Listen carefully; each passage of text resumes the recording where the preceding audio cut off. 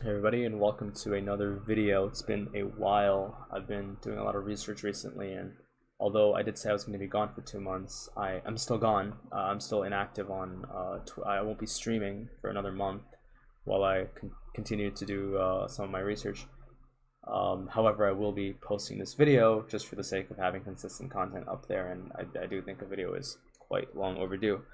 And so in this video, we're going to be looking at Twisted Fate versus Talon in Challenger, and we're going to be talking about so the way this video is going to be laid out. It's going to be short to the point. It's going to be the solo queue equation that I've come up with, along with the technicality of the lane. That's it. So let's go ahead and get started. So the way you want to see the ladder and the solo queue equation that I've come up with, that I know that will hopefully help a lot of people out, more relative to mindset than anything, is essentially your skill plus, and again I apologize for my writing, your skill plus your consistency plus your luck equals high rank. Okay? Now what you want to do is you want to work on the first two variables, and you want to flip the third one, right? In the sense where if you can consistently work on your skill, consistently work on your consistency, and play enough games, you will eventually get a pretty high rank. The problem that I see with a lot of people in their OPGGs is that although they might be relatively skilled players and they might even be consistent with their gameplay, they haven't flipped the game enough. And when I say flip the game, I mean queuing up. When you queue up for a match, you are coin flipping. Whether you be challenger or bronze, you are coin flipping because you don't know, ideally you want your teammates to perform slightly better than the opposing team. That requires a bit of luck, right? Those are variables that are not in your control. However, if you can flip those variables multiple times, you will be able to land on a favorable side of the coin eventually. Likewise, you want to then just simply practice your skill and refine on your consistency. If you can work on the first two variables, the third variable is simply, it's very natural. Just play the game, and just play the game a lot. And if you just do that, you will eventually get a high rank. Now, this doesn't mean that you're a high ranking, this doesn't mean you're a good player. Just because you're a high rank, it does not mean you're a good player. Because what a lot of challengers are able to do is essentially just do a set number of processes, both mentally and physically, in the game, which eventually allow them to get to challenger after a consistent amount of games, right? This is a little bit different than other challengers that are a lot more skillful. That's why a challenger in itself is a it's a very wide variation of skill levels. And so I'm not going to go over that in this video, and the reason for that is because it doesn't apply to anyone watching it, or it doesn't apply to 99% of people watching it. Because who cares about challenger if you're in platinum? Who cares about high rank if you're in silver, gold? Right now, if you're in silver and gold, right now you guys just want to get to platinum, or you guys are in platinum, you want to get to diamond, or if you're in diamond, you want to get into masters, and that all that matters. And so what you want to do is you want to follow this equation. Skill plus consistency plus luck will give you a higher rank. Okay. Now let's get into the technicality of the actual game.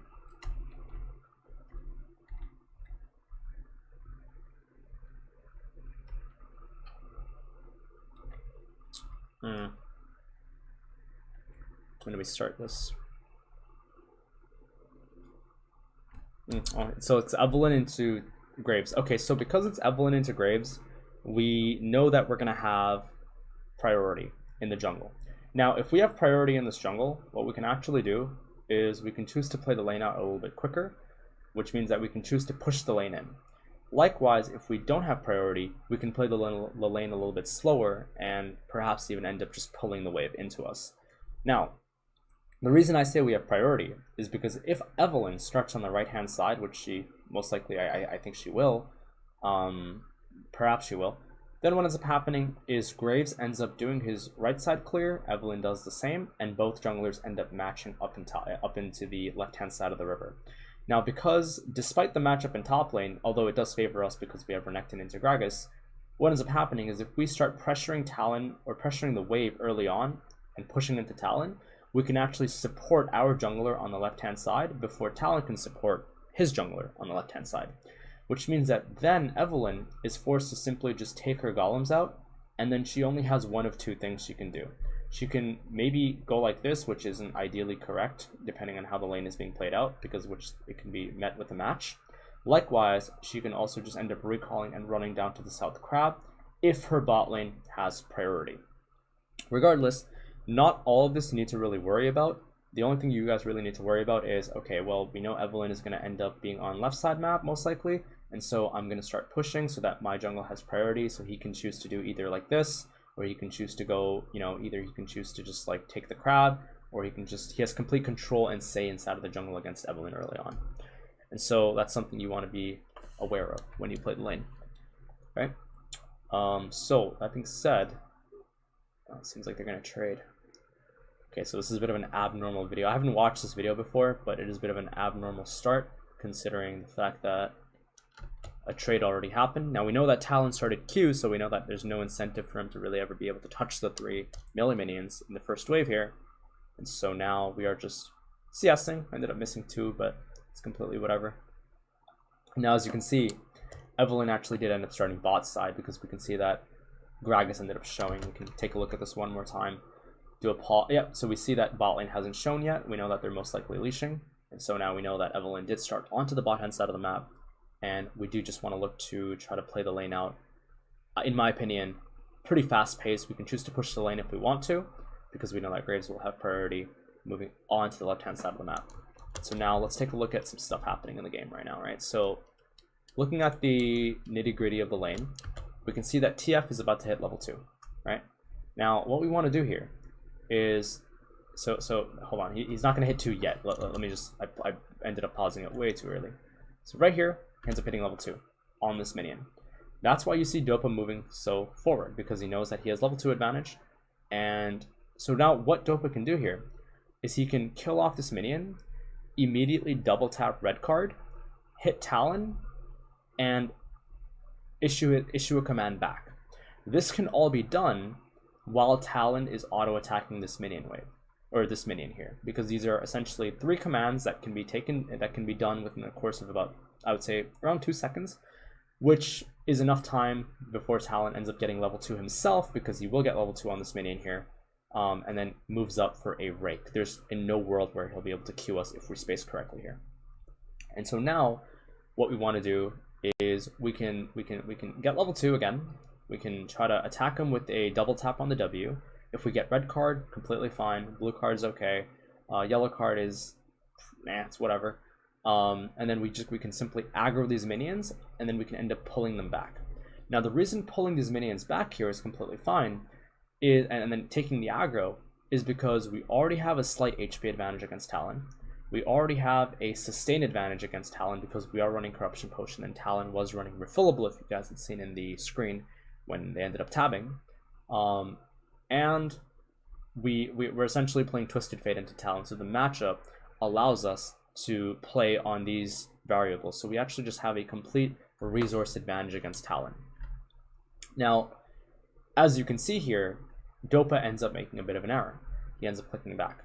If Dopa just moves forward here, double taps the W, and then immediately clips Talon, and then as Talon auto attacks this minion, inputs back, is enough time to get all of these 3 things done before Talon can hit level 2 and have any potential to actually hit Dopa. Perhaps Talon can get a rake down, but I don't think that it's possible. If I don't think that he might be able to if Dopa just immediately you know, just goes in. As you can see, he actually tries to go in. However, you know, it's a little bit late and Talon ends up moving back, which is quite unfortunate, but it's okay because, again, we are just looking at the concepts of how to play the lane, right? Red card comes out. Now Talon ends up Wing, and he ends up Wing because there is no red card on Dopa. And then he ends up also, or sorry, not Wing, but Qing. And now he Ws because there's no red card on Dopa. And now, as you can see, Talon is now on cooldown. So now because Talon is on cooldown, Talon's next minion is going to be this one right here that he would like to ideally hit. Because Talon has no abilities up, now what Dopa wants to do is he just wants to move up into Talon because we know that Talon has no W and he has no Q available. So we want to move up and we want to try to hit him with an auto attack if he chooses to try to go in for this minion.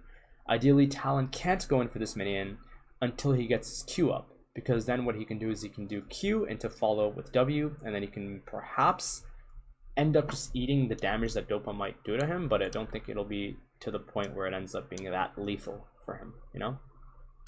So as you can see, again, Dopa moves up, and I think this is a little bit too deep, in my opinion. I think that what Dopa's doing here is a little bit too deep. I don't think that you want to stand so close to the Talon. You want to stand over here. Now, the reason you want to stand down to the south side and not to the north side is because the north side is very claustrophobic, in the sense where there's not a lot of space to move around, in comparison to the south side, where there is a lot more space to move around the lane, and we can have more open-ended pockets where we can, you know, it's just harder for Talon to jump on us. And so I think Dopa moves in a little bit too deep into the lane here, and unfortunately has to retaliate because Talon just used an ability. I think moving up is a little bit risky, especially considering that I think Talon's Q will be back up soon and Dopa will be on cooldown. And I do believe that, yeah, so okay, so there's a bit of a misplay happening here. So now Dopa moves in. So okay, let me slow this down for you guys and we can watch it one more time. This is actually a poor play by Dopa here. So you end up Wing, okay? W comes out, whatever. This is the mistake. Talon has 335 move speed, we have 209. Talon has Q available soon. We have no cooldowns, we have no red card, we have no defensive stats. We're playing the lane so deep at this point, and if Talon jumps us again into the lane, especially when he's not taking any aggro from the incoming melee minions, it's actually pretty bad because we can actually end up losing a lot of HP here. So as you can see, that's exactly what happens. Just jumps in. Like right here, you just know it's gonna happen. You just know it's gonna happen. It's gonna jump in, ended up proccing electrocute, and then he forced our flash away, which is quite unfortunate. Now the lane's in a very weird spot. Now if we have more blue minions here than red minions, the lane's kind of screwed. If the enemy jungler wasn't Evelynn, this would be kind of a scary matchup. And so as you can see, because of how the wave is being played out, we can see that Graves is actually right over here. If Graves doesn't help us and there are more blue minions than red minions, we should spam ping Graves to assist us to possibly shove the wave in. Now, although this does put our jungler off tempo a little bit, it doesn't get us killed in the mid lane. If there are more red minions than blue minions and the wave is coming into you, then I mean it's not so bad. You know, you have 2 corruption potions stacking. You're going to be like this much health eventually. So it's not the worst, right? And then all you do is you just, you know, you kind of keep the lane. You try to keep the lane around your angle as much as possible until you can't, essentially, right? So as you can see in this case, Dopa is issuing a recall because of how the mid lane is being, how lane is being played out, because there's nothing he can really ideally do in this lane. However, because Graves ends up pinging, as you can see, forward, what's happening now is it actually allows Twisted Fate to move up inside of the lane, and now he can slow push this lane into Talon while Graves is here. Now the reason Graves stands here is if Talon immediately jumps onto the TF here. However, if we can end up stacking the 4th wave with the remnants of the 3rd wave, we're going to have a surplus of minions where then Talon is not going to be that persuaded to just jump onto us and try to kill us because we have a giant, again, surplus of minions. And so now we don't want to hard crash the wave. If we end up hard crashing this minion wave into the tower somehow with Graves' assistance, what ends up happening, well, let's say Graves doesn't help, right? Let's say Graves just stands here. If we start shoving this wave into the Talon, then what ends up happening is this wave actually gets met here as the next wave is arriving, and it actually messes up our lane state. Instead, we should just keep the minions around this angle, have the next wave, which is wave 4, lock around here, and then have the remnants of 3, as I said before, and have just a giant minion wave to then play into Talon, which is gonna, again, not have him jump into us eventually. So as you can see, Graves ends up showing, not showing, but he just ends up hovering, but isn't actually needed because, again, we see that the next incoming wave is arriving here, and Talon is respecting Dopa. And so now we're just shoving the wave here. At this point, we want to look at why Dopa materializes the wave here. So although it is just Evelynn, so there's very low threat early on, we know that there are how many minions in mid lane here? There are 6. There's 3 casters, 3 melees, 4 melees, Sorry, I think that's a caster actually. So I think there's 4 casters and 3 melees plus a cannon.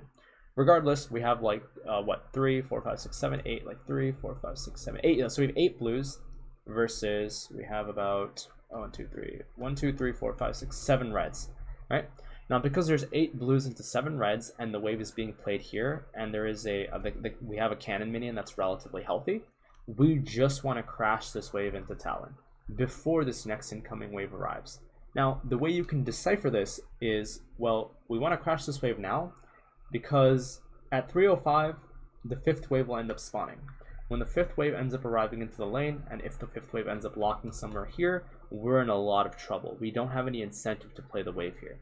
Not to mention, if we just crash this wave into Talon, and then we end up also crashing the 5th wave, we can find a recall right at the end of wave 5.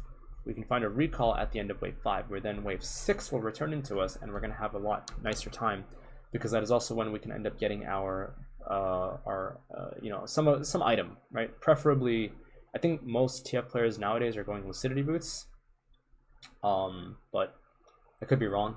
As you can see, Talon, as you can see, Dopatch just issues the command here anyway to recall, which I believe is okay. Ends up picking up the Dark Seal, and then also goes boots. And now Talon is actually really screwed, because now Talon can't really even...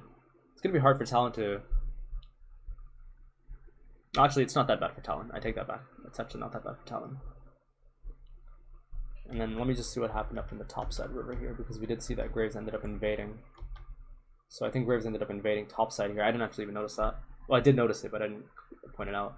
And then he ends up changing his mind and ends up just going into the crab instead, I believe. Let's just see what happens. So Talon was issuing a recall. Graves ends up taking the topside crab.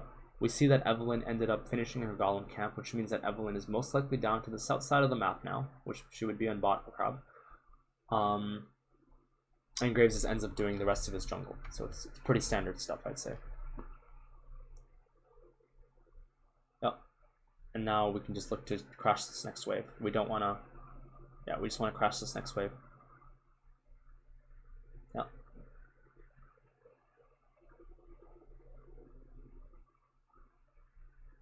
Evelyn is probably down bot lane now. Now here what we can do is, if Graves chooses to still spend time on the north-hand side of the lane, one thing as Twisted Fate we can do is we can ward our raptors, right? We can protect our own raptor camp. So then what ends up happening is if Evelyn shows, then Leona can end up moving up. We actually see Evelyn down in bot lane. Then Leona can end up moving up and probably supporting on raptors if this wave, if the AD carry is safe. Likewise, we can also just immediately run up here and get a ward on raptors, so we can get an exact timer as to when Evelyn will take her raptors next. So protecting raptors as mid laner is really important as well. And now we're just hitting the tower. We're just looking to tether Talon here. Could have done that a little bit better by actually just auto attacking him more, but it wasn't bad. It was like acceptable, I think. So it's okay. And we get the ward up there. And now this ward here is really good. And the reason this ward is really good here is because at this point it's 440, right? Now because it's 440, so Evelyn finished clearing her jungle at, let's say, 315. Evelyn is now back on the right hand side around 345. And now Evelyn is finishing her jungle. And now her right side jungle is done around 415. Not 415. 415 to 430. Her right side jungle it's going to be close to done. And now what's going to happen is for the next few minutes, Evelyn will be back on the left-hand side because we can see that her topside camps are respawning. Her raptors have already most likely respawned. And on top of that, we can see that the golem timer is actually already available to us. So we know that because Evelyn will show up on the left-hand side of the map, that warding on the left-hand side of the map here is actually going to be completely fine. Now, if Graves ended up showing topside or whatever, as I mentioned before in the previous example, and Evelyn is still like spotted in bot lane, sure, maybe she can go like this, and that's when we want to protect our raptors. But in this case, because there's no reason to do so, getting this ward up in top lane is really effective because we know that Evelyn is just going to do a standard, again, topside, bot to topside clear again. So this ward is really effective. Warding bot side isn't going to be as effective because Evelyn, theoretically, logically, Evelyn shouldn't show bot lane anymore because she wouldn't be effectively clearing her jungle at that point. And so because it's just illogical for her to do that, we don't need to we can just work topside, and everything should be just fine. Talon returns, and now here I don't think that TF is going to try to hold the wave because he might just try to crash the wave, which is completely fine. And as you can see that because Talon is trying to crash the wave, Dopa is just going for his HP. Holy crap, look at this trade. Because Talon is just trying to crash the wave, Dopa acknowledges that he's never going to hold this wave. And because Dopa doesn't want to hold the wave, he's just gonna, and Talon he wants to shove the wave. Talon really wants to just shove this wave. And so because Dopa knows that he wants to shove this wave, Dopa's just gonna focus his HP down.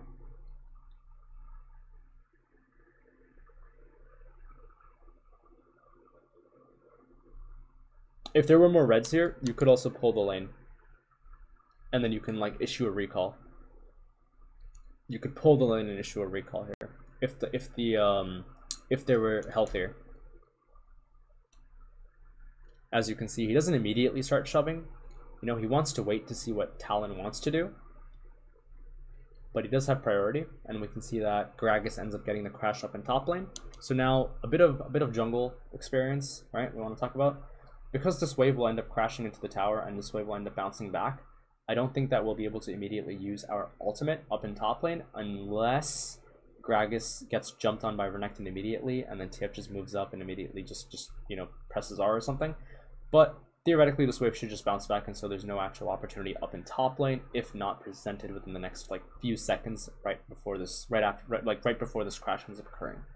Likewise with bot lane, as we can see the wave is pressing in, it's going to push back down into us. Now because bot lane is going to bounce and return into us, we can actually end up probably ulting down there, also because we also have Graves around here as well, and we know that Evelynn is most likely finished her left side jungle clear and is also positioned down to the south side as well, and so now we can also find Evelynn, and then we can find picks inside of the right side jungle to contest either Gromp, Dragon, the South Crab, or simply just bot lane, okay? By the way, this video was from Learn from Challenger YouTube channel. I should probably credit the video. Yeah, I usually don't do that, but you know, yeah. From Learn from Challenger YouTube channel, they have a lot of videos, I think. Definitely check that out. Now we're level 6. The wave is pushing back into Talon here. And now again, we just want to crash the wave. We actually out of mana here a little bit, so we just want to be a little bit careful. We just want to use blue card, make sure the mana isn't. Yeah, this is bad. Yeah, he's just dead here.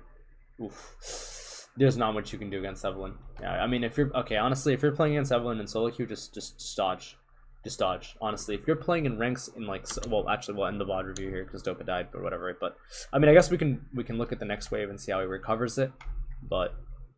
If you're playing against Evelynn in like silver, gold, platinum, or diamond, like low diamond, just dodge, because it only takes one bonobo to really just get a really strong Evelynn with like 10 stacks on Darkstone and just kill everybody in your lane. And even if you're a really good player, playing against this champion is very obnoxious to do. A lot of challengers are also not very fond of it, and so you want to be, you know, just dodge, or just don't even, you know, just ban it. Just ban it, because it only takes one bad player. Not saying that Dopa's bad. Dopa's an insane player, but it only takes one bad player in your own solo queue games to get this Evelynn really massive ahead. That was just okay. Well, we don't talk about that. Anyways, whatever. I don't want to keep going, or I don't want to bombard anyone with too much information in this video, and so we're gonna stop it right here. For the next videos that I do, I will also start posting more throughout the entire game. Although, you know, I have a history of only doing lane phase because lane phase is the most important. But I will start also covering the entirety of the game in later videos. But anyways, that is it for today. Recapping the video. Again, the solo queue equation. Your skill plus your consistency plus your luck equals high rank. Okay? We also want to consider trade pockets, trade minions inside of the lane. We want to have incentive to trade, and that can be done through knowing what resources we have, whether it be more corruption potions, more mana, or simply more HP. And then also we want to consider how our jungler is moving inside of the lane, where the enemy jungle starts, how the junglers will end up interacting, and if certain interactions end up happening, what will our jungler do versus what could the opponent jungler try to respond with, and how can we also end up counterattacking that. Not to mention, we also want to consider the jungler's second clear, where you know that if they end up starting from point A down up to point B and then end up repeating the process, then we want to correspond our vision relative to this rhythm. Okay, anyways, that is it for this video. Thank you guys for tuning in, and I will see you guys for the next one. Bye. See ya.